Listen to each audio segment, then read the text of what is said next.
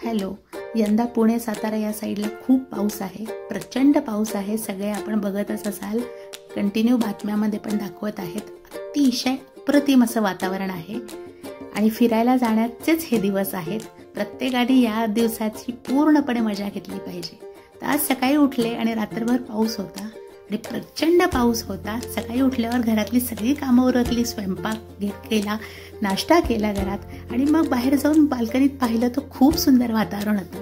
अचानक असं वाटलं की आज कुठेतरी फिरायला जावं आणि मग थोडा वेळ विचार केला आणि नक्की केलं की आज नक्की फिरायला जायचं.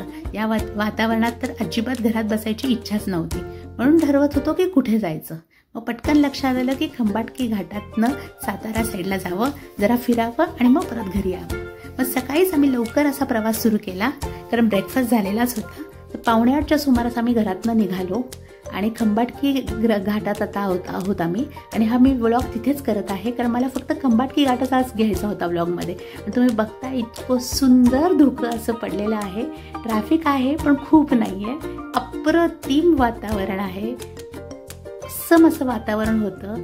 पाऊस पडत होता, पावसाचे थेंब कारच्या काचेवर दिसत असतील तुम्हाला. आणि इतकं सुंदर वातावरण होतं, धबधबे होते, प्रचंड असा पाऊस येत होता आणि मन अगदी या निसर्गात खूप छान वाटलं. हे बघा धबधबे आहे, हे बघा इथे धबधबे पडतात आणि इतकं सुंदर वाटलं. हे आहे नेचर. त्यामुळे मी ठरवलं आज खंबाटकी घाटातला व्हिडिओ नक्की काढायचा आणि शेअर करायचा तुमच्याबरोबर.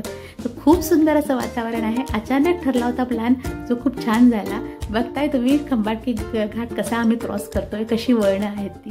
प्रत्येक वळणावर इतकं सुंदर वाटतंय. गाड्यांचे लाईट चालू आहेत आणि बघताय तुम्ही इतकं सुंदर. हे बघा इथे काचेवर थेंब दिसत आहेत कारच्या. आणि अप्रतिम असं वातावरण होतं.